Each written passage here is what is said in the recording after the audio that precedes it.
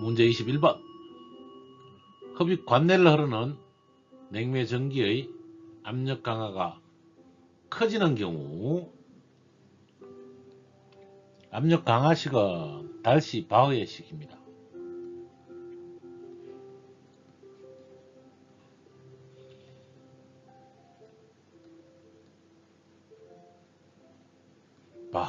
달시 바흐의 식을 쓰면 압력 강하는 F 저항 계수 지름분의 관 길이 곱하기 2지분의 V 자성이 됩니다. 1. 관이 굵고 흡입관 길이가 짧은 경우 이 광경이 커지면 압력 강하가 적게 떨어집니다. 관이 굵다가 아니고 틀린 거고, 흡입관 길이가 짧은 경우 흡입관 길이 요게 관 길이거든요. 관 길이가 짧으면 압력 강하가 작습니다. 틀렸습니다. 2번 냉매 전기의 비최적이 큰 경우, 비최적이 크다는 이야기는 무겁지 않다는 이야기이기 때문에 압력 강하가 커지지 않습니다. 큰 경우가 아니고 작은 경우죠. 3번 냉매 유량이 적은 경우, 유량이 적다는 이야기는 광경을 구할 때 Q는 4분의 파이 D 자성 속도, 이 부분이 광경의 단면적 A입니다. 그래서 유량이 적어지면 속도가 적어지기 때문에 속도의 자성의 압력 강하가 비례하죠. 그래서 유량이 적다는 말은 틀렸습니다. 4. 냉매 유속이 빠른 경우, 냉매의 유속이 빠르면 유속의 자성에 비례합니다. 유속이 빠르면 압력 강하가 커지게 됩니다. 정답은 4번이 되겠습니다.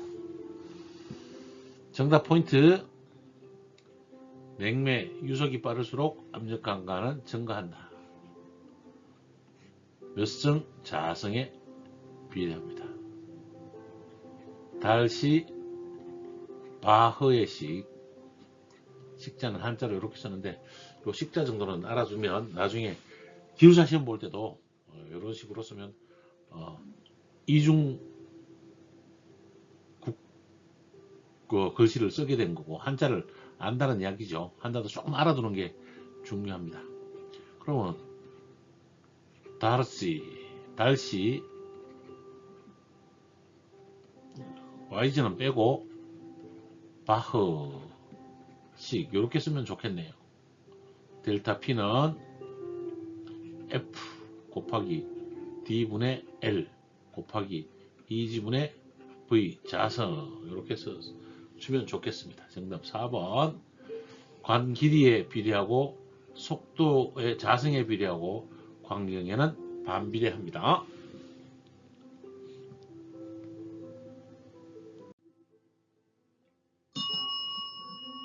문제 22번. 다음 중 냉동장치의 압축기와 관계가 없는 효율은 압축기 효율을 물어보고 있는데, 압축기 효율은 압축효율, 기계효율, 최적효율 3개로 나눕니다. 1. 소음효율, 2. 압축효율, 3번 기계효율, 4. 최적효율. 소음효율은 없습니다. 압축기는 리타 C, 기계효율은 리타 M, 최적효율은 리타 V라고 표현을 합니다. 정답은 1번. 소음효율은 압축기 효율과 관계가 없습니다. 정답 포인트는 압축기와 관계되는 효율은 최적효율, 압축 효율, 기계 효율 세 가지다. 최적 효율, 압축 효율, 기계 효율. 정답 1번. 소음 효율은 압축과 관계없는 효율입니다.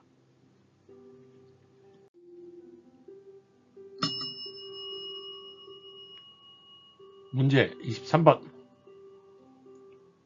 냉동 사이클 중 pH 선도, 몰레르 선도, 압력 엔탈피 선도로 구할 수 없는 것은 pH 선도에서 포화 액선과 인계점, 건포화 전기선에서 표준 냉동 사이클을 그리면 이렇게 정리가 될 겁니다. 냉동 효과를 구할 수 있고, 압축 일량을 구할 수 있고, 비최적 구할 수 있고, 온도를 구할 수도 있고, 응축 열량도 구할 수 있습니다. 냉동 능력 QE에 냉매 순환량을 곱하면 냉동 능력 구할 수 있죠. AW분의 QE, AW분의 QE는 성적 계수입니다. 구할 수 있습니다. 냉매 순환량, 냉동 능력을 알면 냉동 효과로 냉매 순환량을 계산할 수 있습니다. 마찰 계수는 구할 수 없습니다. 정답은 4번이 되겠습니다. 정답 포인트. 몰레르 선도에서는 마찰 계수를 계산할 수 없습니다. 정답 4번. 몰레르 선도에서는 마찰 계수를 구할 수 없다.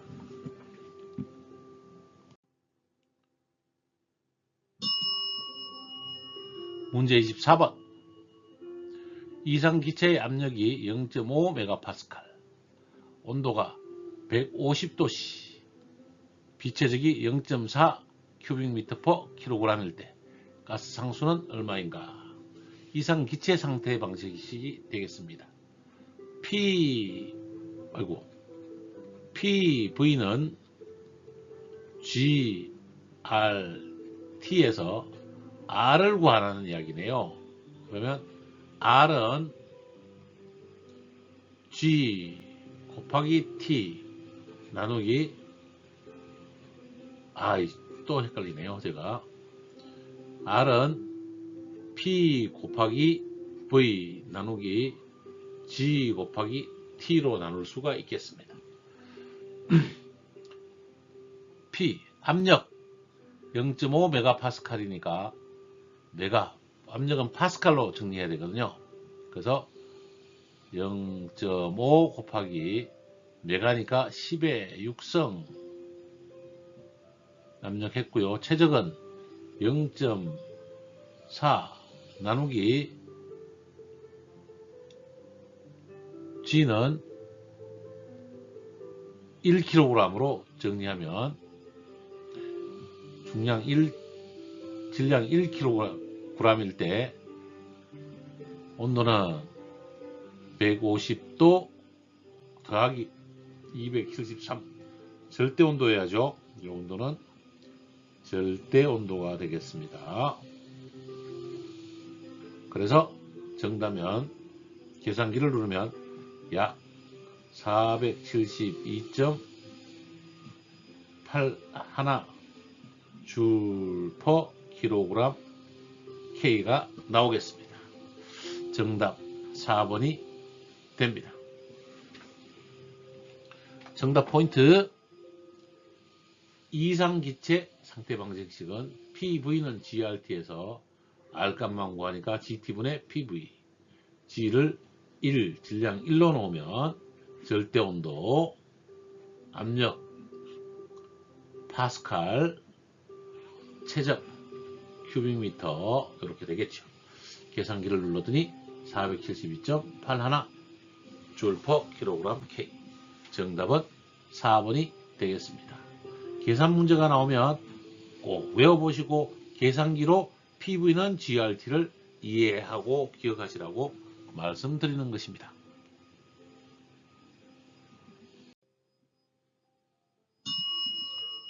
문제 25번. 가용전에 대한 설명으로 옳은 것은 가용전은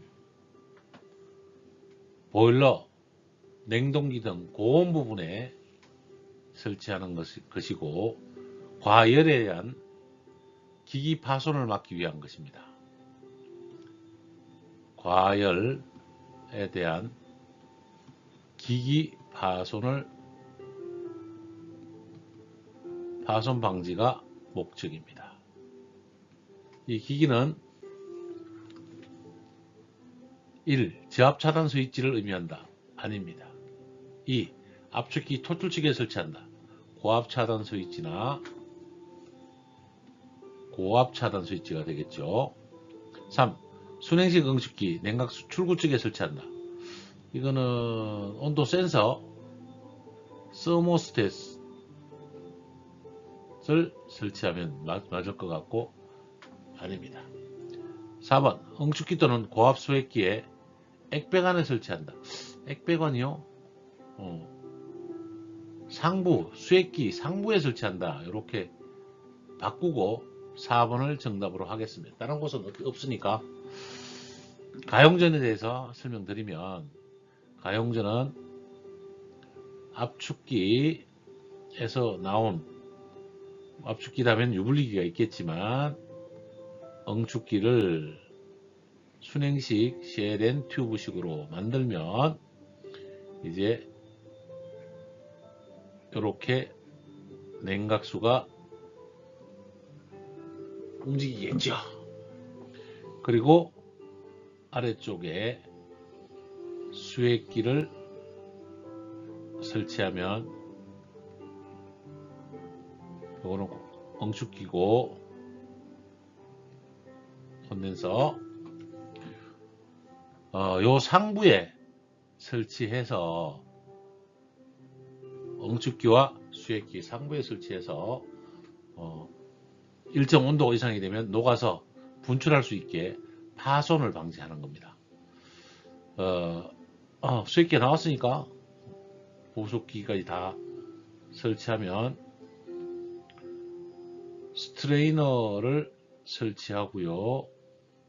혹은 드라이어를 스트레이너와 같이 설치할 수 있습니다. 그리고 사이드 글래스, 그 다음에 전자 밸브, 팽장 밸브를 지나서 증발기로 들어가고 증발기에서 나온 가스가 압축기로 들어가는 사이클이 되겠죠. 중요한 것은 응축기나 수액기 상부에 설치하는 것이고 가용전은 납이나 주석, 비스무트, 안티몬 요거 좀 외워주시는 게 좋습니다. 카드뮴 등의 합금을 만듭니다. 합금을 만들어서 요 위에 붙였다가 냉동기에서는 75도씨를 씁니다만은 통상 52도, 75도, 100도, 140도씨 등 다양하게 있습니다. 우리는 냉동기에서는 68에서 75도라고 기억을 해주시면 되겠습니다. 그래서 고압기기 파손 방지용 열 감응 장치다. 이렇게 이해하시면 되고 1회용입니다. 한번 파손되면 교체해야 되지 고쳐 쓸 수는 없습니다. 1회용입니다. 정답 포인트를 살펴보면 가용전 퓨즈블 플러그라고 합니다. 가용전은 퓨즈블 플러그. 불연 수액기나 응축기나 수액기, 암모니아에 사용할 수는 없습니다. 암모니아는 독성이 있기 때문에 사용 금지입니다. 냉매용기 상부에 설치하여 화재 등으로 인한 온도 상승 시에 가용합금이 용융되어 몇 도? 68에서 75도로 되어 냉매가스를 분출하는 기기를 가용정, 퓨즈블 플러그라고 합니다. 정답 4번 퓨즈블 플러그가 되겠습니다. 한 번 더 보면 납, 주석, 비스무트, 납, 주석, 비스무트, 안티몬, 카드뮴, 납, 주석, 비스무트, 안티몬, 카드뮴 이렇게 5가지 정도의 물질들을 가용전에 녹여서 온도 맞춰서 사용하는 것이 가용전이 되겠습니다.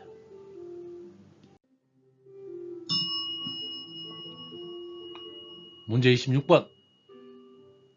냉매가 구비해야 할 조건으로 틀린 것은 냉매 구비 조건이네요.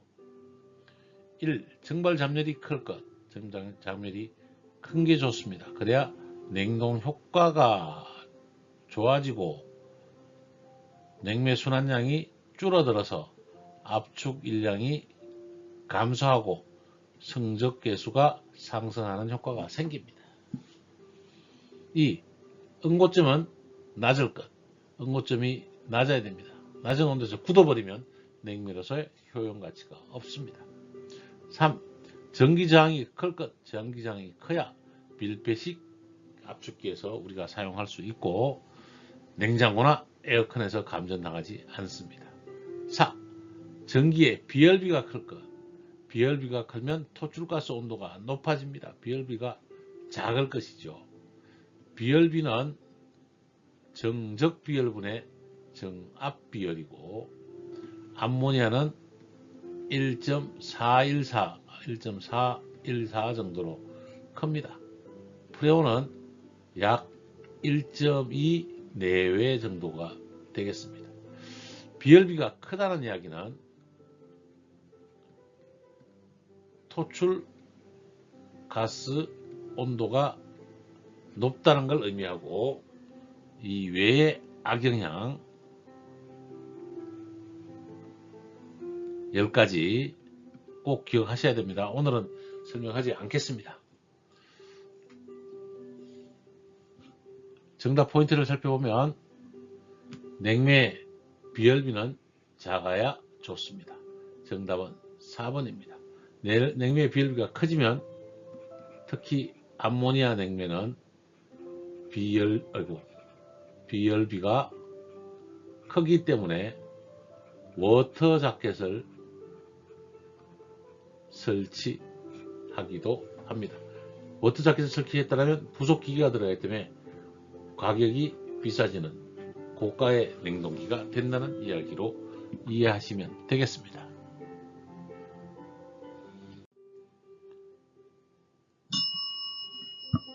문제 27번.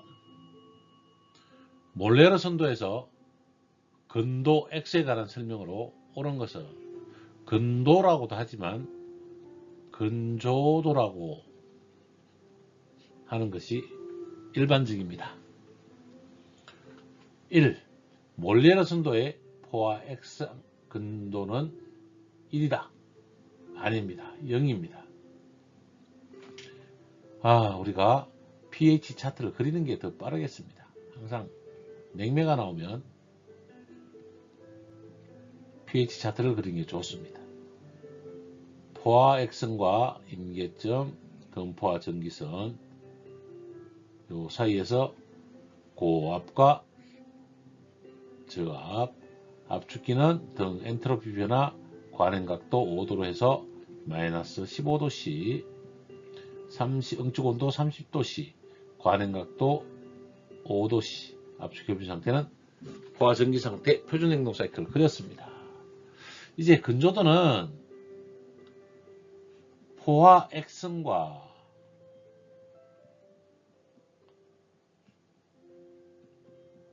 금포와 전기선 사이에서 존재하는 것입니다. 요 포화액선 A와 금포화 전기선 B를 정확하게 열등분 한다고 보면 돼요. 이렇게 열등분해서 임의적으로 만들어 놓은 겁니다. 건조도 X니까 여기가 건조도 100% 1, 포화액선은 건조도 X는 0% 0이 되는 것입니다. 반대로 습도 Y가 있는데요. 습도 Y는 포화 액션일 경우에는 Y가 액이 100% 액이고 전기 이렇게 표현이 되겠죠. 전기 100%고 1이 됩니다. 즉 X 플러스 Y는 1이다. 이렇게 건조도와 습도도 이야기를 합니다. 이건 Y는 습도라고 하죠. 이렇게 봤더니 포화 액선상의 건조도는 0이지 1이 아닙니다. 건조도는 0이다. 2. 액체 70%, 전기 30%인 냉매의 건조도는 0.7이다. 아니죠. 30%인 0.3이 되는 것입니다. 3번. 건조도는 습포화 전기 구역 내에서만 존재한다. 습포화 전기 내 구역 A에서 B까지만 건조도가 존재하는 것입니다. 맞습니다. 4. 건조도는 과일 전기 중 전기에 대한 포화 액체의 양을 말한다. 아닙니다. 습전기 중 전기의 양을 말합니다. 포화 액체가 아니고 포화 전기의 양을 말합니다. 틀렸습니다. 정답은 3번이 되겠습니다. 정답 포인트 1. 건조도는 포화액이 0, 포화전기가 1입니다. 액체 70%, 전기 30%일 때 건조도는 0.3입니다. 반대로 습도는 0.7이죠. 건조도 X는 0.3, 습도 Y는 0.7, X 플러스 Y는 1, 즉 0.3 더하기 0.7은 1 정확하게 맞아 떨어집니다.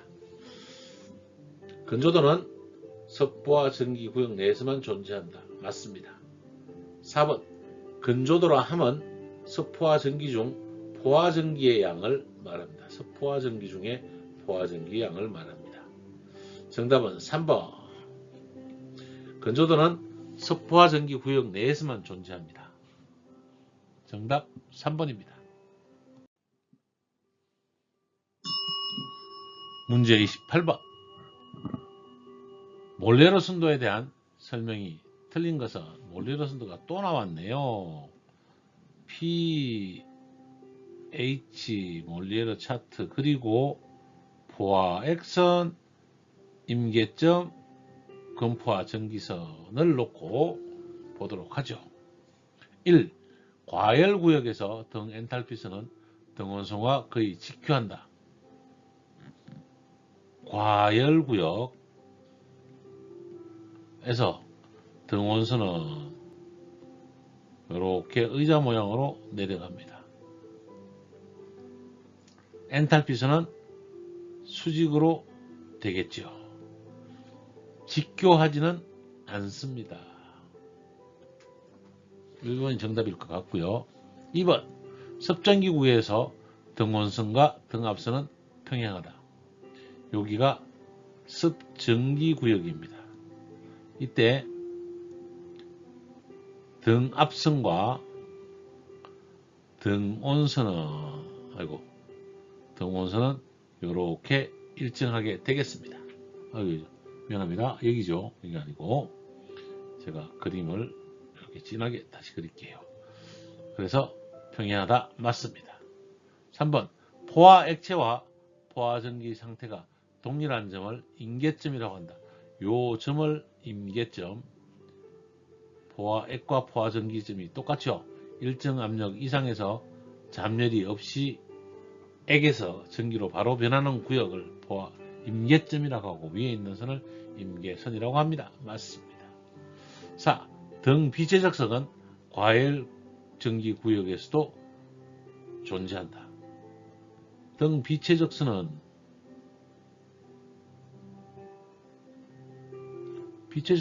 과열 전기 구역에서도 존재하는데요. 존재한다. 4번 맞습니다. 여기에 비최적선이죠. 틀린 것을 물어보는데 제가 문제를 풀다가 맞다 이렇게 틀리다를 헷갈렸습니다.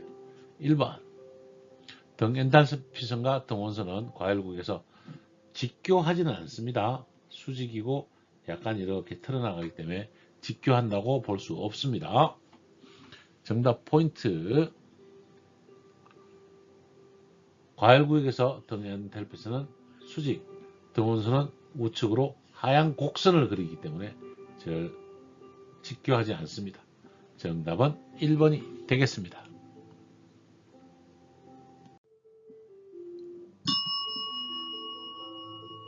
문제 29번. 팽창 밸브 직후 냉매의 건조도가 0.2이다.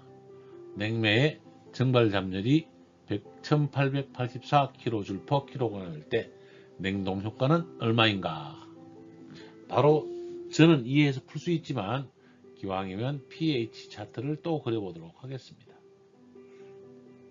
포화액선, 금포화 전기선, 다른 데는 빼고 바로 정리하죠. 요 팽창 밸브의 엔탈피가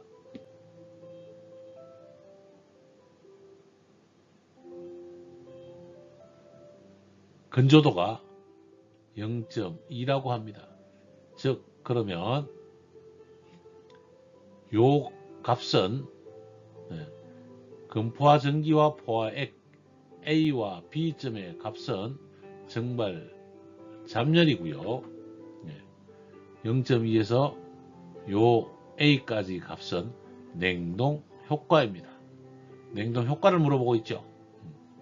이 R 값이 1884이고 여기에 0.2만큼 증발 효과를 못 갖는 거죠. 그러니까 0.8배만큼을 가져야 됩니다. 요 값을 1 빼기 0.2라고 하면 0.8이 나오죠.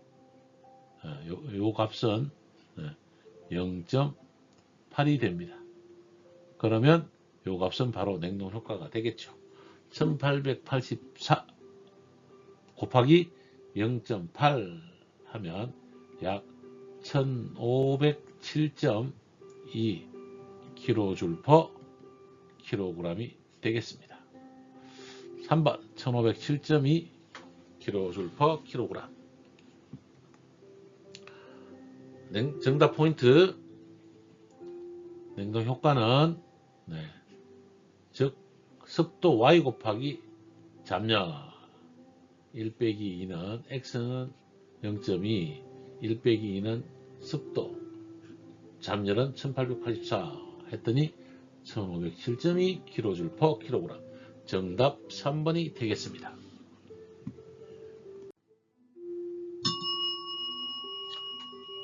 문제 30번. 평판을 통해서 표면으로 확산되는 표면 확산에 의해서 전달되는 열 유속이 0.4 kW/sqm이다. 이 표면과 20도인 공기 흐름과의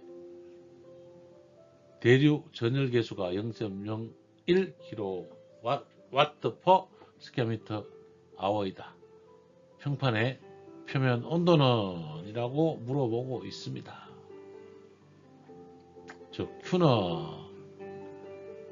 전열 계수를 보면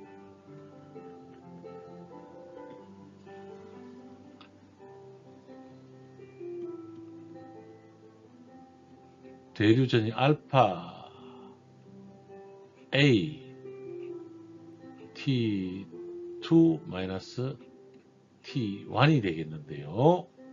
자, 그러면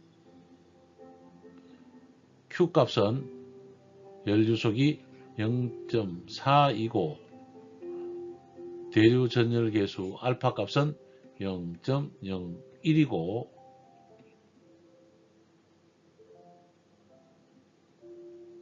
A 값은 1이겠죠.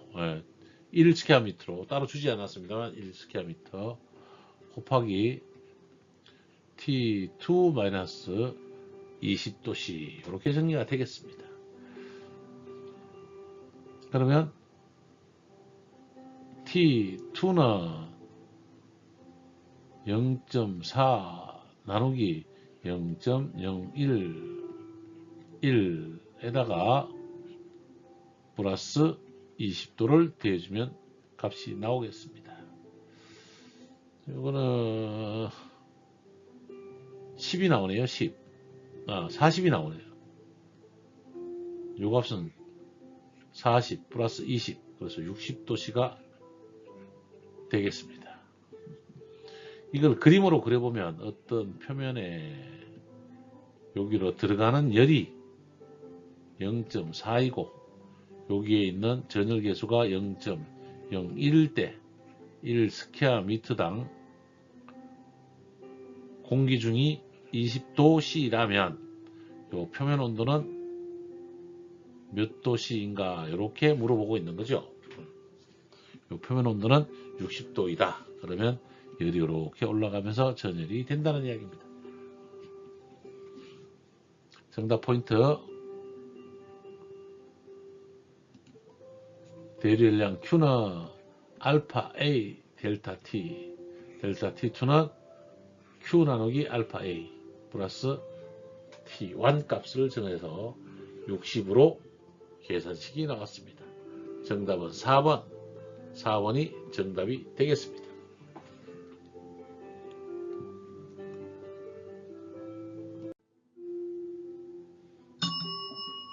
문제 31번.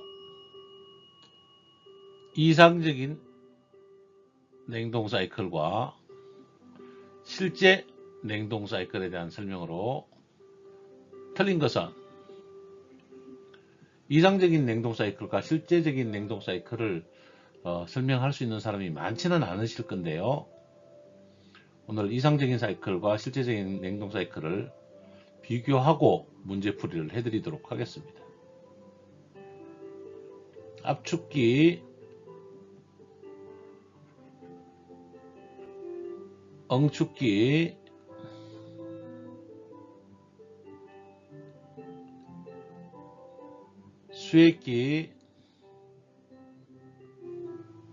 수액기, 팽창 밸브, 증발기로 구성이 되면 냉동기의 4대 구성 요소가 압축기, 응축기, 팽창 밸브, 증발기 이렇게 4대 구성 요소인데 리시버 하나 더 그렸습니다. 거기에 맞는 이상적인 냉동 사이클은 pH 선도로 그리며 포화액선, 인계점, 건포화 전기선 두 개의 등압 변화와 압축기는 건포화 전기선에서 단열 압축, 엔트로피는 C로 하고 관행각도 5도, 관행각도는 5도, 응축 온도는 30도씨, 증발 온도는 마이너스 15도씨로 우리가 표현을 하면 이상적 사이클은 이렇게 그려집니다. 그러나 실제 사이클로 가면 컬러를 좀 바꿔서요. 실제 사이클로 변화가 되면 포화액선, 건포화 전기선 두 개의 등압 변화를 그리며 압축기는 어디서 탈까요? 이렇게 여기 냉각, 관행각도부터 시작을 해서 실제로 들어오면 팽창 밸브에서 살짝 이렇게 안으로 꺾여요.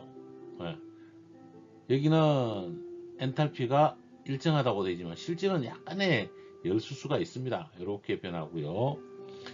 정발기 내를 통하면 정발기 내의 코일이 길죠. 그리고 정발기에서 압축기까지 배관이 상당히 길다. 이 배관이 길어요. 그러니까 정발기에서 충분한 압력이 서서히 떨어진 다음에 그 다음에 압축기가 압축을 합니다. 압축기도 응축기까지의 압축만 일어나는 게 아니라 실제로는 더 높은 압력까지 올라가서 이렇게 내려오는 게 응축 압력이랍니다. 왜? 응축기도 즉 관을 통해서 혹은 관 길이를 통해서 압축기에서 응축기까지 관기를 통해서 떨어지기 때문에 실제로는 이런 선도가 그려진다는 거지요. 이렇게 하면 계산하기가 굉장히 힘드니까 우리는 이상적 사이클을 그리는 겁니다. 이거는 실제 사이클입니다. 실제 사이클과 이상적 사이클의 개념들은 다르다라고 말씀을 드리는데요. 이렇게 보고 우리가 문제를 풀어보면 여러분이 이해를 하실 수 있을 겁니다. 이상적 사이클과 실제 사이클을 이렇게 설명할 수 있는 분이 많지는 않다. 예, 제가 여러분께 설명드리는데 앞에 사설이 길다고 싫어하지 마시고 이런 정도를 설명할 수 있으면 굉장히 여러분 실력이 좋아지는 겁니다. 1. 냉매가 관 내를 흐를 때 마찰에 의한 압력 손실이 발생합니다. 실제로 압력 손실이 발생해서 이렇게 떨어지는 것을 우리가 볼 수 있다는 거죠. 2번. 외부와 다소의 열 출입이 있다. 단열 변화라고 하더라도 열 출입이 분명히 어느 정도까지는 있다. 맞습니다. 3번. 냉매가 압축기 밸브를 지날 때 약간의 교촉작용이 일어난다. 압축기 출구에 밸브가 있다면 이 밸브 저항도 있다는 이야기죠. 나와서 밸브 저항도 있어서 이렇게 간다는 이야기입니다. 실제로 맞습니다. 4번. 압축기 입구에서 냉매 상태값은 정발기 출구와 동일하다. 압축기 입구와 정발기 출구는 실제로는 다르다는 거죠. 이만큼의 배관 길이만큼 압력 배관이 여기서 차이가 난다는 이야기입니다. 그래서 실제 냉동 사이클에서는 같지 않습니다. 정답은 4번이 되겠습니다. 실제 사이클과 이론 사이클에서 이상적 사이클에서 정확하게 표현 방법을 배워놓으시면 응용이 되겠습니다. 정답 포인트. 실제 냉동 사이클에서는 압축기 입구 냉동 상태값과 정발기 출구 냉동 상태값은 틀리다. 맞습니다. 압축기 입구하고 정발기 출구는 실제로는 엔탈피 차이가 납니다. 정답은 4번이 되겠습니다.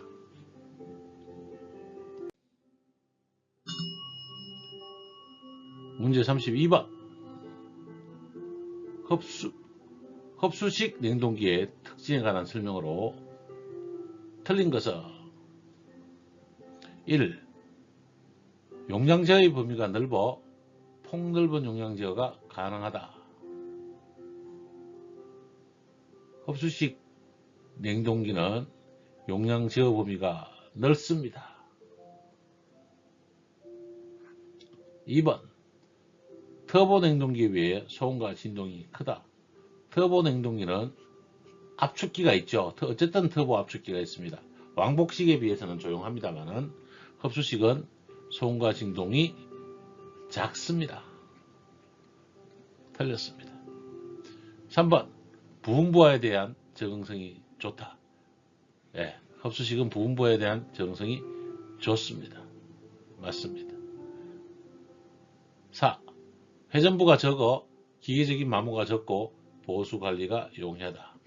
회전부가 적은 거 맞고요. 기계 마모가 적은 건 맞는데 보수 관리가 용이하다. 왕복식 기계식에 비해서는 용이하다라고 이 부분은 좀 애매합니다. 매일 추기를 해야 되고 단적으로 만나라면 요거는 조금 어려운 부분이 있습니다만은 완벽하게 2번이 틀렸기 때문에 2번을 정답으로 하겠습니다. 정답 포인트를 살펴보겠습니다. 흡수식 냉동기는 압축기를 사용하는 압축식 냉동기나 터보 냉동기에 비하여 소음과 진동이 적습니다. 정답 2번이 되겠습니다.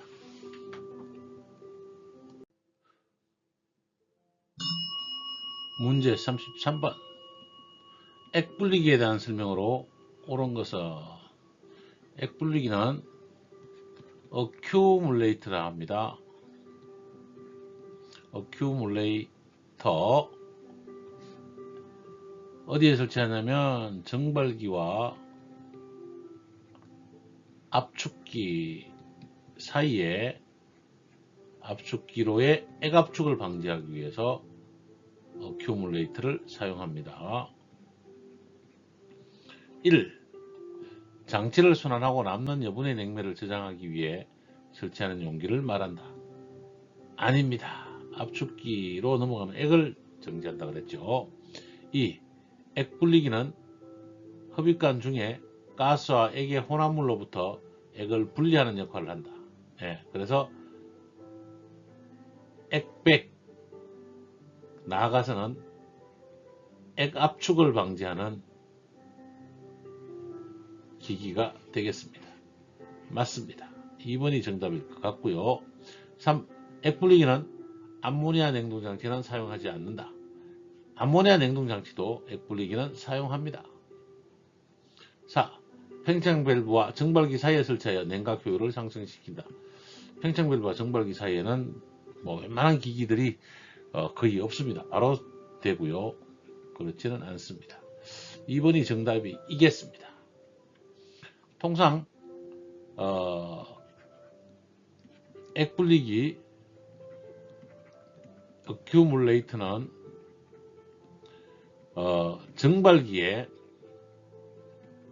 정발기 크기의 20에서 25% 정도의 크기를 갖습니다.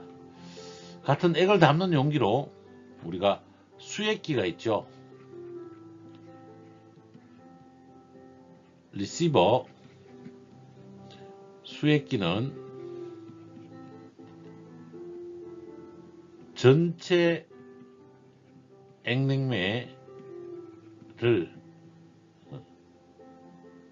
50%, 즉 2분의 1 이상 저장하고, 어쨌든 수액기는 만액식이 되지 않도록 하기 위해서 75%만 저장하는데, 이 75%가 결국은 4분의 3 이하로 저장해야 됩니다. 그러니까 이 30%의 면적이 전체 액면적의 50% 이상 저장합니다. 기왕이면 액분리기 나왔을 때 액분리기와 수액기의 크기에 대해서도 살펴보았습니다. 정답 포인트를 살펴보면 액분리기는 압축기로부터의 액 유입을 방지해서 압축기에서 액압축, 액백이 먼저죠. 액을 분리하는 게 액백을 방지하고 압축기의 액압축을 방지하는 역할을 하는 것입니다. 설치 위치는 압축기 흡입측, 정발기와 압축기 사이에 설치합니다. 정답은 2번. 설치 위치는 압축기와 흡입측에 설치하고 역할은 액 유입을 방지해서 압축기에서 액압축을 방지합니다. 크기는 정발기의 20에서 25%의 크기를 갖는다. 기억해 주시기 바랍니다.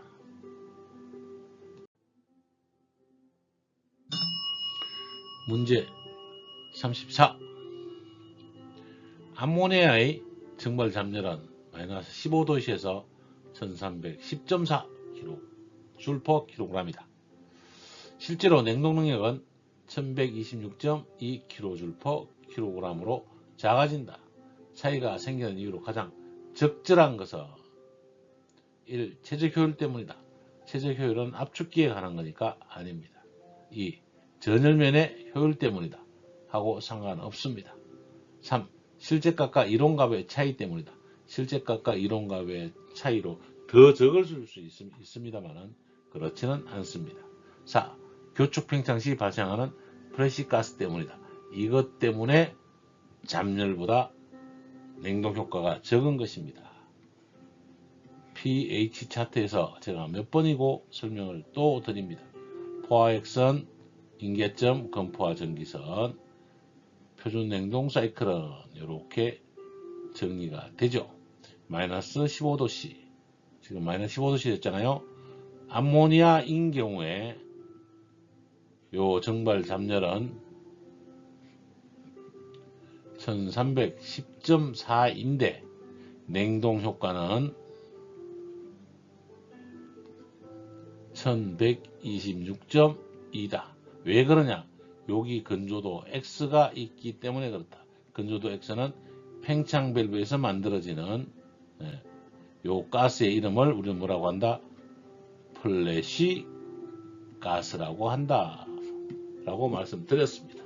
정답은 4번이 되겠습니다. 정답 포인트. 교축 팽창 시 플래시 가스가 발생하므로 정발 잠열보다 냉동 효과는 감소한다. 정답은 4번입니다.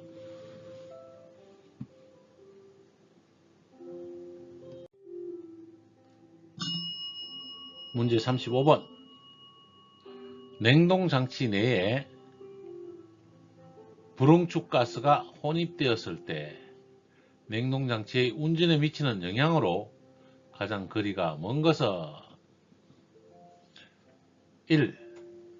열교환 작용을 방해하므로 응축 압력이 낮게 된다. 열교환 작용을 방해하기 때문에 응축이 잘 일어나지 않아서 응축 압력은 높게 형성되게 됩니다. 그래서 당장 틀렸네요. 1번을 정답으로 보고요. 2번 냉동 능력은 감소한다. 3. 소비 정력이 증가한다. 4. 실린더가 가열되고 윤활유가 열화 및 탄화된다. 네, 맞습니다. 불응축 가스가 혼입되었을 때와 냉동장치 운전에 미치는 영향을 보면 다시 이번에는 아까 아니죠. 설명을 한번 더 드려야 될 이유가 있어서 설명을 드리겠습니다. 팽창 밸브 증발기로 일어나는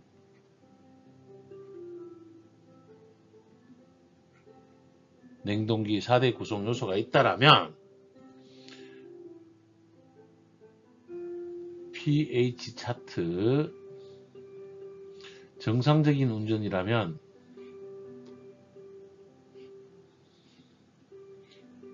이렇게 정상 상태가 될 것입니다.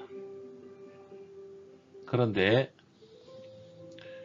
장비를 다 착용하고 나서 진공이 불량하다든지 냉매 중에 수분이 있다든지 저압이 진공으로 운전이 돼서 공기가 혼입된다든지 윤활유가 탄화된다든지 윤활유에 공기가 혼입된다든지 했을 때 우리는 공기, 질소, 수분 등은 잘 응축하기가 어렵습니다. 이때 어디에 고이느냐? 응축기 상부에 고여요. 왜냐하면 들어올 때는 가스로 들어오는데 나갈 때는 액으로 나간다는 거죠. 고압의 가스가 고압의 액으로 나가는데 가스가 액으로 못 미치고 이만큼의 불응축 가스가 응축이 되지 못하니까 못 나가는 거죠. 액으로 나가야 되는데 그래서 응축기 상부나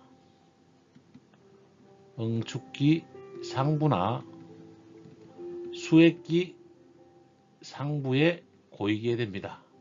이 고인 만큼 압력이 상승하게 됩니다. 압력이 상승하게 됩니다. 자, 색깔을 바꿔서 이제 정리를 해드리면, 이 불응축 가스만의 압력이 상승하면 응축 압력이 올라가겠죠. 그러면 압축기는 더 많이 압축하게 되고요. 이 비율만큼 응축 능력도 그만큼밖에 안 되죠. 그러니까 냉동 효과가 줄어들게 됩니다.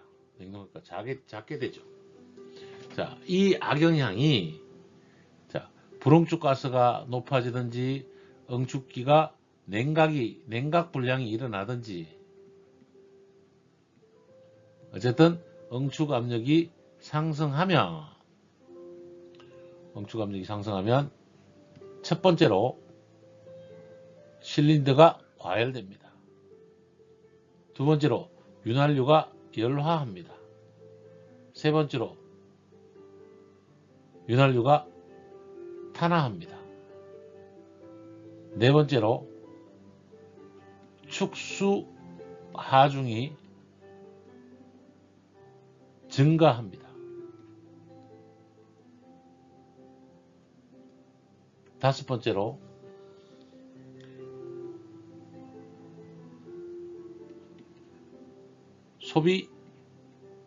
축수 하중이 증가하고 압축기 소손을 초래할 수도 있습니다.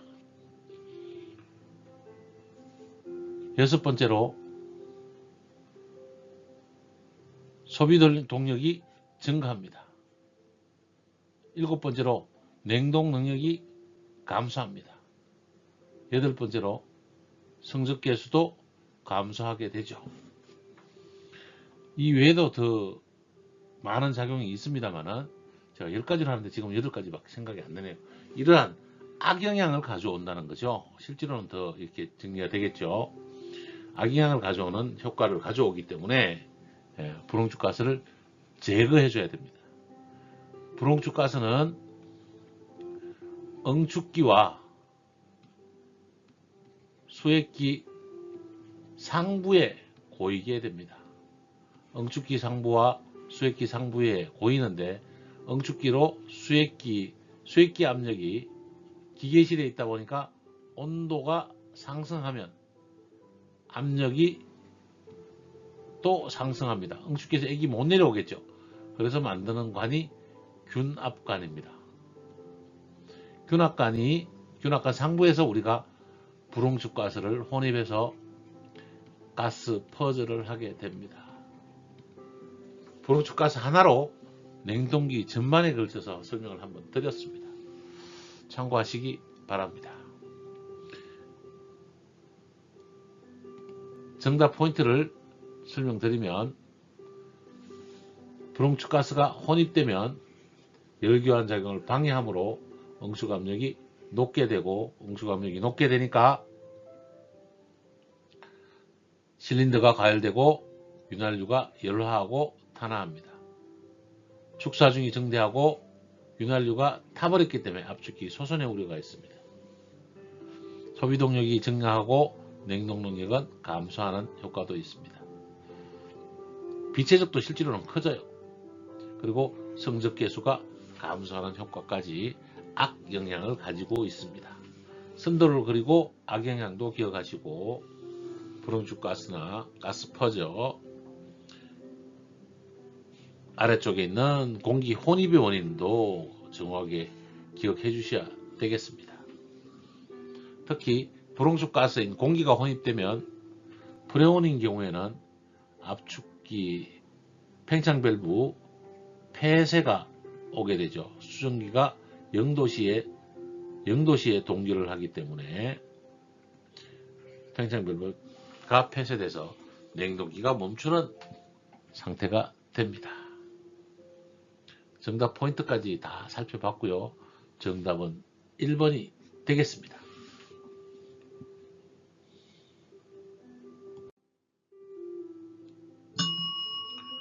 문제 36번. 냉동장치의 운전 중 저압이 낮아질 때 일어나는 현상이 아닌 것은 불응축가스로 고압이 올라가거나 저압이 낮아질 때 일어나는 현상. 악영향은 똑같습니다. 표준 냉동 사이클을 보면 이번에는 정상 운전에서 저압이 낮아진다는 이야기는 정발기에 물때가 끼거나 부하가 감소하거나 정발 압력이 낮아지면 또한 토출가스 온도가 상승하고 압축기가 열화 탄화하고 마지막에 냉동 효과가 줄어드는 효과는 똑같다는 거죠. 자, 1. 흡입가스 과열 및 압축비가 증대한다. 압축비는 당연히 증대합니다. 아까 앞에 문제에서 압축비 증대를 제가 빼먹었네요. 맞습니다. 두 번째, 정발 온도 저하 및 냉동 능력 저하. 정발 온도는 정발 압력에 비해서 저하하는 건 맞습니다. 얘는 맞고요. 냉동 능력은 감소합니다. 틀렸습니다. 2번이 정답일 것 같고 3. 흡입가스 비체적은 증가하게 됩니다. 비체적은 증가하고 4번 성적계수 저하 및 냉매순환량도 감소합니다. 정답은 2번이 되겠습니다. 정답 포인트. 저압이 낮아지면 정발 온도가 저하고 냉동 능력은 감소한다. 냉동 능력 감소가 정제로 표현되어 있어서 정답은 2번이 되겠습니다.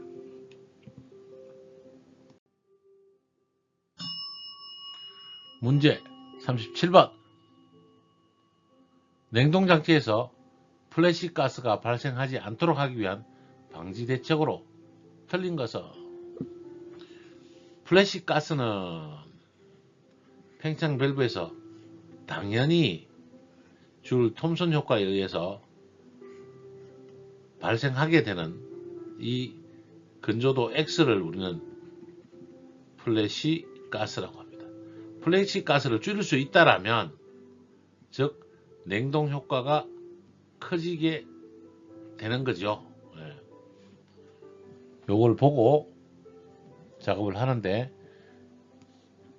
이 외에도 압축기, 응축기, 팽창 밸브로 갈 때 물론 정발기까지 있죠. 이렇게 갈 때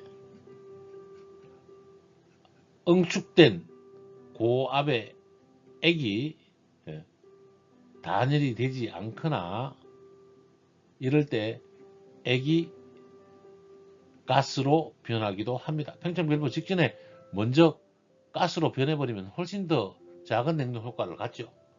이렇게 만들어진 가스도 플래시 가스라고 하거든요. 1. 액관의 직정이 충분한 크기를 갖도록 한다. 액관의 직정이 충분하니까 저항이 적어져서 플래시 가스가 적게 만들어지겠습니다. 맞습니다.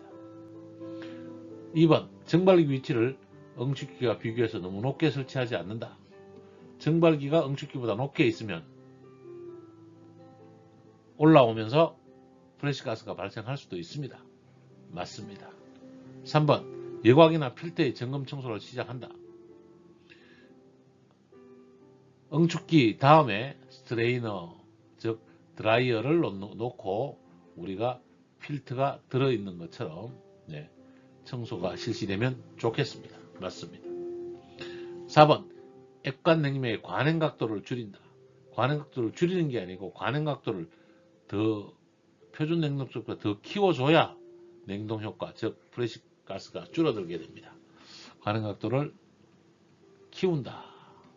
우리는 관행 각도를 평소에 몇 도 주죠?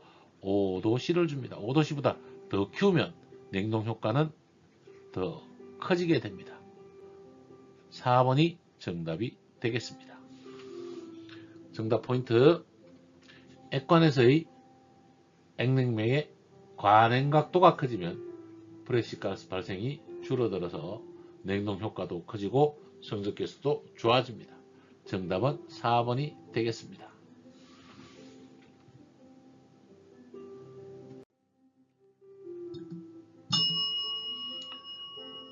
문제 38번. 다음 중 고압가스 안전관리법에 적용되지 않는 것은 1. 스크류 냉동기, 2. 고속 다기통 냉동기, 3. 회전 용접형 냉동기, 터보 냉동기를 말하네요. 4. 열모듈 냉각기 중에 스크류, 고속 다기통, 터보 압축기는 압축을 하기 때문에 법정 냉동톤 20RT 이상이면 고압가스 안전관리법에 적용을 받습니다. RT는 C분의 V 했던 거 있죠? 법정 냉동톤 계산하는 방식입니다. 열전 모듈 냉각기는 전자 냉동기이므로 가스를 사용하지 않아서 안전관리법 적용을 받지 않습니다. 정답은 4번이 되겠습니다. 정답 포인트를 살펴보면 열전 모듈 냉각기는 고압가스를 사용하지 않으므로 고압가스 안전관리법의 적용을 받지 않는다. 고압가스를 사용하지 않고 전자를 그냥 쓰는 거죠. 전자를 쓰려고 반도체를 이용합니다. 반도체. 펠티의 효과입니다. 펠티의 효과. 펠티의 효과의 반대말은 제백 효과입니다.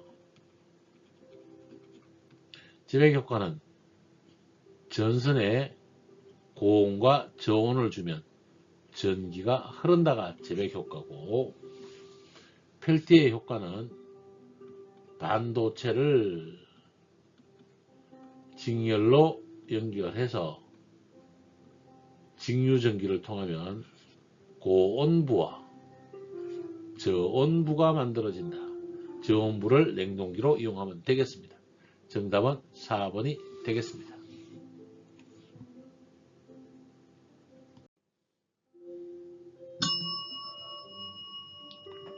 문제 39번. 마이너스 20도씨의 암모니아 포화액의 엔탈피가 314. 동일 온도에서 건포화 전기의 엔탈피가 1987이다. 팽창 밸브를 통과하여 정발기에 유입될 때 냉매의 엔탈피가 670kJ/kg이었다면 중량비로 몇 %가 액체 상태인가? 습도 Y를 물어보는 상태로 이해를 하면 되겠는데요. 포화 액선에서 pH 차트 마이너스 20도씨에 포화액의 엔탈피는 314, 건포화 전기는 1687, R2 정도 될래나요?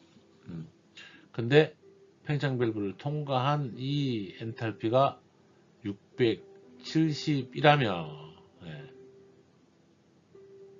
아랫부분에다가 오른쪽 윙크는 건조도 X, 아랫부분에 왼쪽 윙크는 습도 Y가 됩니다.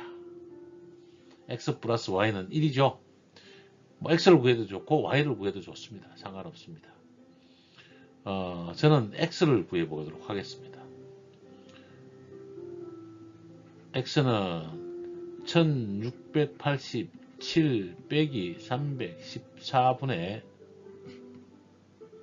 670 빼기 314가 됩니다. 그러면 건조도 X는, 여러분도 계산기를 한번 눌러봐 주시기 바랍니다. 670 빼기 314는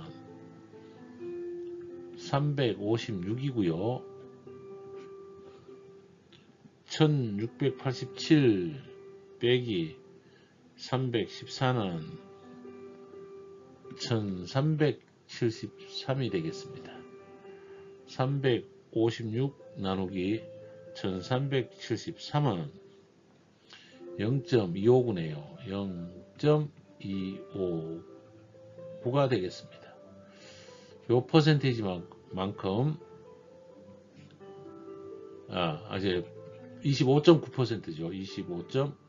25.9%만큼 가스 상태이고 액 상태는 Y 값이죠. 이런 플러스 X 가스 값이니까 Y는 1 빼기 25.9 하면 되겠습니다.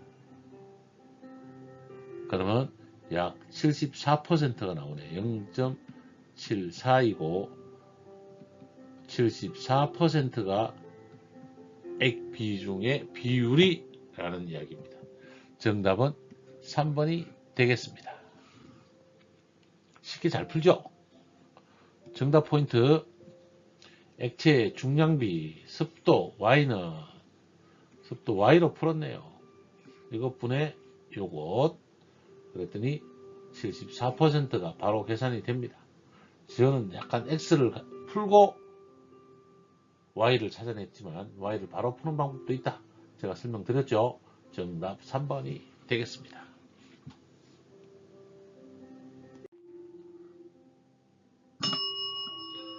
문제 40번.